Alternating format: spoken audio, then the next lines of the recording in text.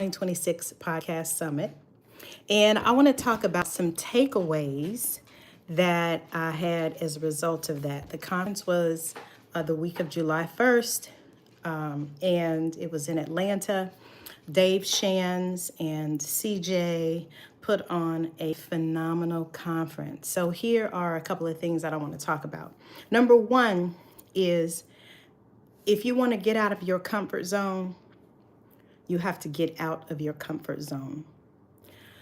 I have had a YouTube channel for probably 10 years. And up until this point, I have been doing, okay, which would only take me to a certain point. And the reason why I went to Podcast Summit was because I knew that I had taken myself as far as I could. And from the very first moment that I signed up and went to my first question answer meeting on Friday, I could feel the community, which is the thing that I have been missing with my own YouTube channel. And so what I realized was that if I want to build my own community, I have to be a part of someone else's community. Not just to see how they're doing it, how they have it set up, but so that I can take some of what I feel and bring that to my own community. Now, was it comfortable? No, it was not. Why? Because I had to get on a plane. I had to pay money for my flight. I paid money for the hotel. I was away from my family. I had never been to a podcast summit before. Even though I was going with a dear friend of mine, I knew that there were certain things that I was going after because that's the reason why I was coming to the podcast summit. And so part of getting out of your comfort zone is literally, hello and welcome. I love Henry Orsel. I don't know if that's it. Welcome. But I knew that in order to get out of my comfort zone, I had to get out of my comfort zone, which for me meant getting on a plane. And so I really want to encourage you, implore you, invite you to think about, is there an aspect of your life that you have become comfortable with? Hey, Crocs, is there a part of your life that you have become so comfortable in that you are stuck? So let's take work, for instance. I worked at the same place for 30 years, and they had, it was a union place, and they had this 30 and out. I knew the day that I walked in there, I knew that in 30 years I would be retiring. So you might be saying, who stays at a place for 30 years? Me, because I wanted the pension and I wanted the health care for the rest of my life. So that's why I did it. But there are people who have stayed there 35, 40, even 50 years. But I knew that my time there was complete. And I had to get out of my comfort zone and really live and make choices for where I wanted to go. And so that's what I did. I've been retired for about a year, and I just felt the nudge to do something different. That's why I went to the podcast summit. So my first point is, if you want to get out of your comfort zone, you have to literally make the choice to get out of your comfort zone. Because here's the thing. I'm going to say this quick thing about your brain. Your brain wants to keep you safe. It wants to keep you an expert, and it wants to keep you alive. So your brain does not want you to try anything new. Your brain wants to keep you driving the same way to work, going to the same places, eating the same thing for dinner, working at the same place. Your brain wants to keep you safe. So you have to think about that when you are presented with a choice that is inviting you out.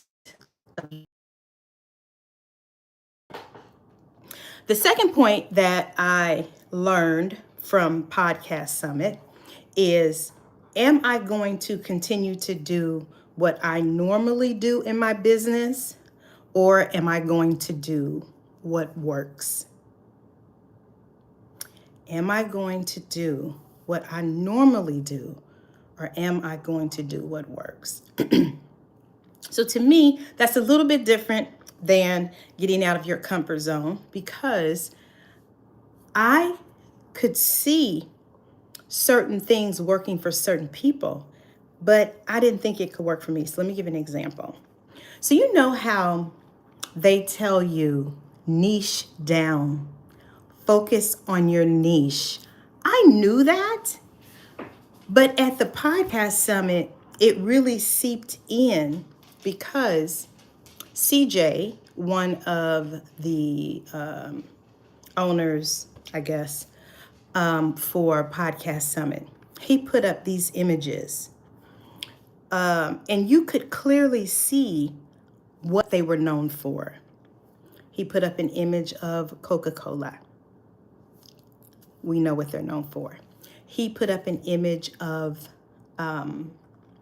Starbucks, Nike, KFC, all of these brands that had niched down, even though eventually maybe they expanded, but originally Nike was all about tennis shoes. And so it had me thinking, okay, Tawana, you think that you want to do a little bit of this, a little bit of that, but that does not allow me to be known for something specific. That is what I got when I left the Podcast Summit. The reason why you niche down is because you want to be known for something. And here's the thing. I have even been contemplating changing the name of my podcast, my YouTube channel, because right now it is Healed on Purpose with Coach T. Now, the thing about Healed on Purpose is that, what is that? I mean, it's so I use ChatGPT to see if they could help me kind of hone in based off of the niche. And what I realized was that there are so many podcasts and everything about healing that it's not like I can really have my own niche, because healing is so broad. So that was something that I have made a choice to do, is to do what works instead of what I'm used to. Now, this last one is also something that I see people do. I know it's important, but it was done so flawlessly in a presentation that I was like, wow, now I get it. So let me give you a little backstory. So at the Podcast Summit, they had a plethora of speakers. DDG was there. He's known for is it called live streaming? I think live streaming. E.T. was there, the hip hop preacher. He was there. I mean, they had people there for AI, building your business, ClickFunnels, building your community. It was one after the other. I think they all had maybe 30 minutes to speak. So you got a lot of everything, and you could pick and choose. So CJ, this is his keynote, and he spoke for about 30 minutes, maybe 40. And I literally counted how many stories he told in that time. And do you know how many it was? I'll wait. 7. Within 40 minutes, he told 7 stories. And when I tell you, we were so engaged, I just kept saying, there's another one, there's another one. So it literally allowed me to see in real time the benefit of storytelling. And listen, you might be saying, I'm not a good storyteller. You got to get good with storytelling. Because storytelling helps you in so many areas of your life. It helps people to see a certain part of you or to see a concept that you're building. Everything is about a story. And so one of the things that CJ did was he talked about some commandments. He had some commandments. I want to say he had maybe 16 commandments at the podcast summit. And for every one of those commandments, he had a story that went along with the commandment. So one of his commandments was nobody cares. And what he meant by that was when you are in this world, it kind of makes me remember the quote from Maya Angelou. People don't care. What is it? People care how much you care about them, and they don't care how much you know. I don't remember it specifically, but the main thing is people want to know that you care about them first before they care about whatever you're talking about. And so he told this very interesting story of when he was young, out of college, and he was working at a college. And there was a lot of young men in the break room. And there was a couple of women also in the breakout room. And so there was this young guy who was kicking the vending machine. He just kept kicking the vending machine. And so CJ is talking to himself saying, look, I don't need to say nothing to this guy. I need to just mind my own business, not worried about him, But then he hears God say, you need to go talk to him. So he goes over to the vending machine and he tells the young man, you are better than this. Maybe you're trying to impress these girls, but you don't need to do that. You're handsome. You're in college. You're going to do great things in the world, but you don't want to get in trouble trying to impress somebody. And you have your whole future laid out for you. Okay. And so it was very insightful. Okay, so he's the guy that he was talking to, that he was really speaking life into, just kind of turned around and was like, man, whatever. So CJ leaves out. I don't know what time frame it was. Maybe it was sometime in the future, maybe a couple of years later, maybe a year later. He and his wife are in a store. And a guy comes up to him and taps him on the shoulder. And he turns around and he says, you're the vending machine guy. And he's like, no, the guy asks first, do you remember me? And he's like, CJ says, your face looks familiar, but I'm not sure. And then the guy says, you're the vending machine guy. And so as CJ is like, oh yeah, I remember, the guy's grandmother comes into the conversation and tells CJ, I don't know what you said to my grandson, but after that, he was different. He didn't show up the same way he had showed up. He talked differently. And now he's on a different path. And it was like, wow. Because another one of CJ's commandments was, your job is to water, not to watch it bloom, or something like that. So it's just kind of like, your job is to water the people. Your job is to keep putting out great information. Your job is to continue to be the light, continue to use your gift, continue to walk in your gift. Whether you reap or are able to see the benefits of what you are doing or not, your job is to continue to water. And so looking at these commandments that he had written, I think he had, hey, Dari, I don't know, 7308. So he had written these 16 commandments, and he had stories to go with each commandment. And I was like, this is so, it was such a beautiful unfolding of how you can take some time to think about your life, to think about the things that are important to you, to think about the moments that have impacted your life, and to create these commandments for your life, and to tie a story to these commandments to help others connect with you.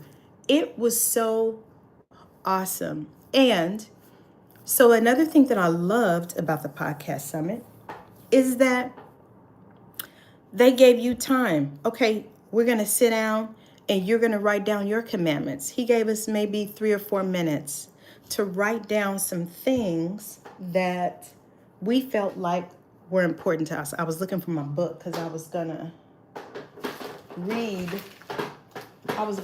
some of mine, but I don't have mine. Let me see if I have it. Hold on.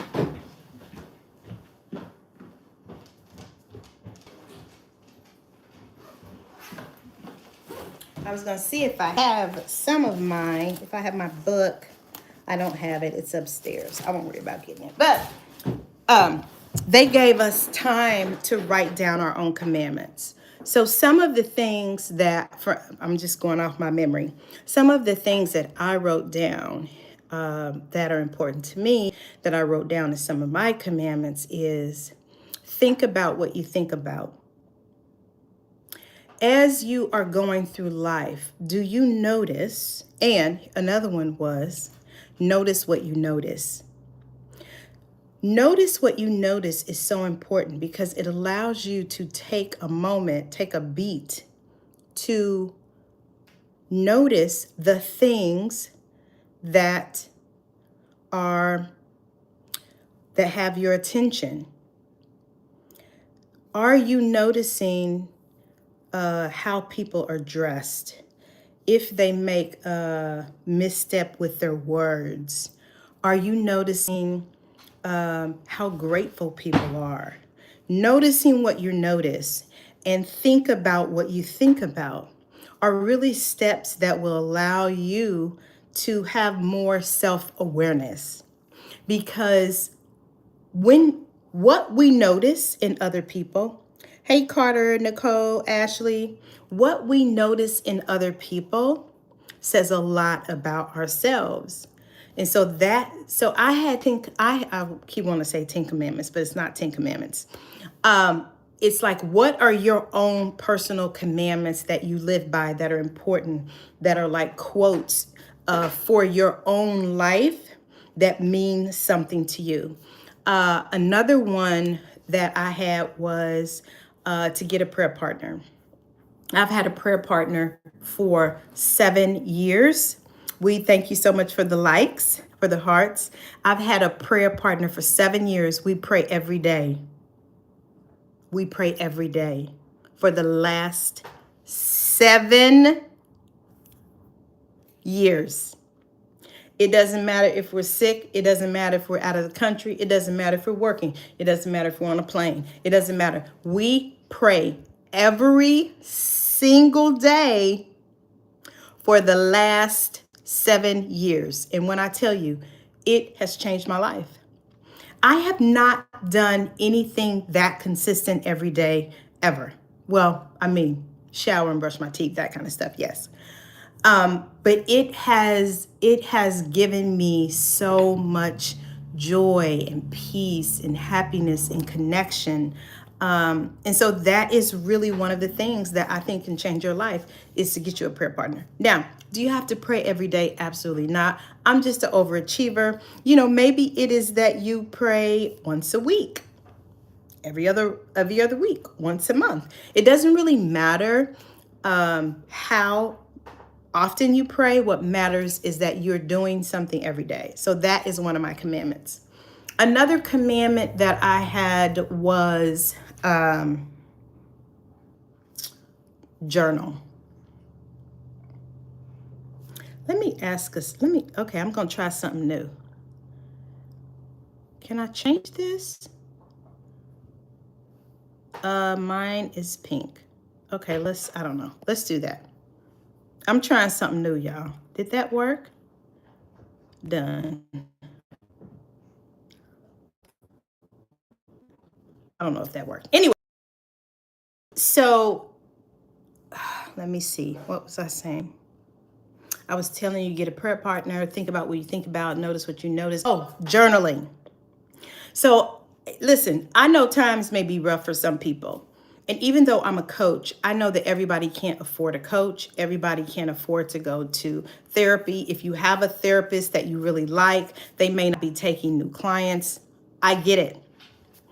But if I could invite you to do one thing that could literally change the rest of your life, it is journaling. And listen, I already know you don't want to do it. You don't want to do it because you know how to do it. But what journaling does is it allows you to be with you.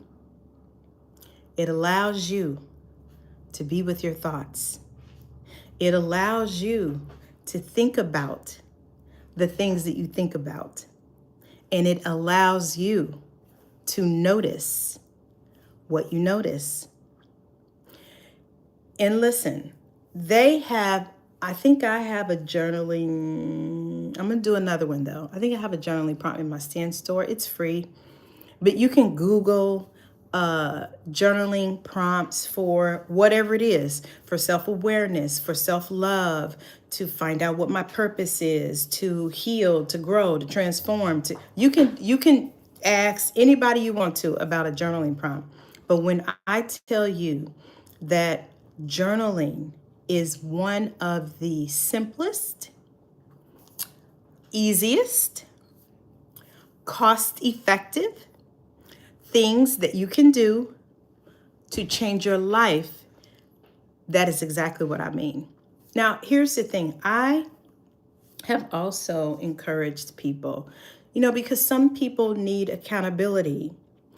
Get you a journaling accountability partner. You can meet at a coffee shop, bring your journal, a couple of good pens, and you can sit there and journal. You can do a Zoom. You can do a phone call. The mechanism of how you journal really doesn't matter. What matters is that you spend time with you.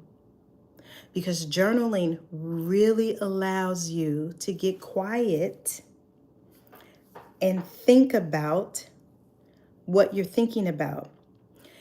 And people have many ways of journaling. I think the most impactful way is to get you a notebook with a white pieces of paper. You get you a blue pen. There's some science behind your brain seeing the blue ink on the white piece of paper. I'm not going to waste your time with that. You can do your own research. And then you're just going to write. Just ask yourself a question. Even if it's, what did I notice today?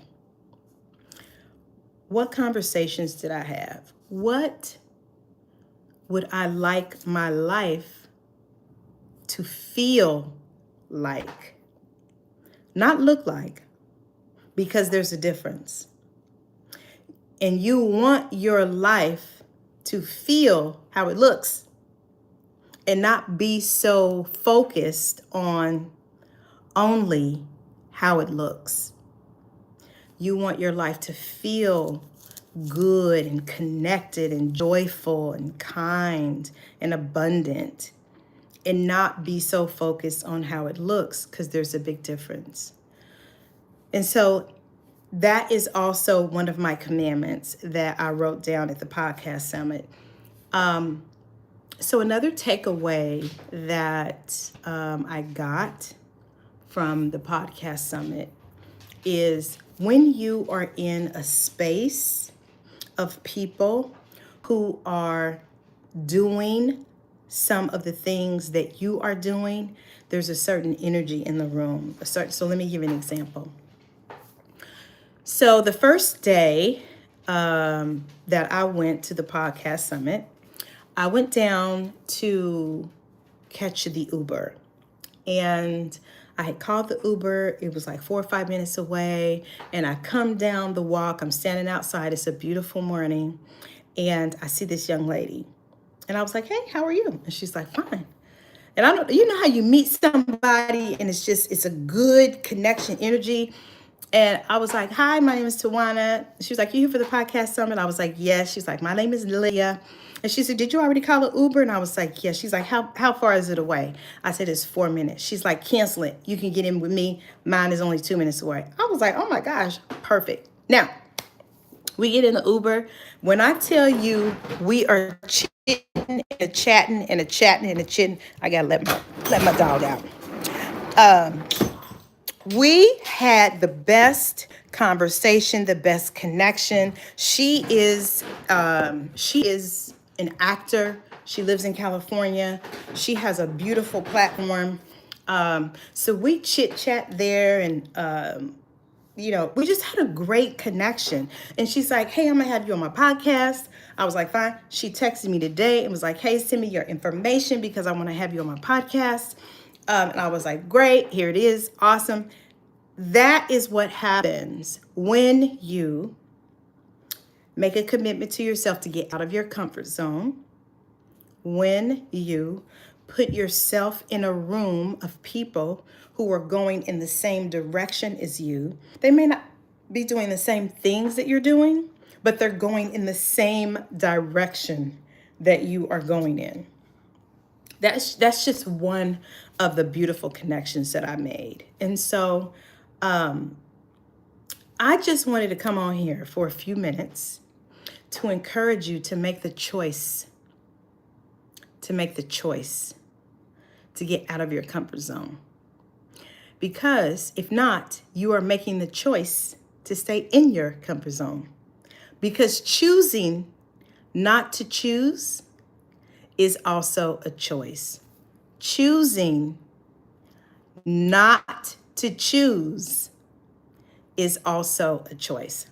So I'm gonna end with this final story. So E.T., the hip hop preacher, was there. And he talked about, he was storytelling.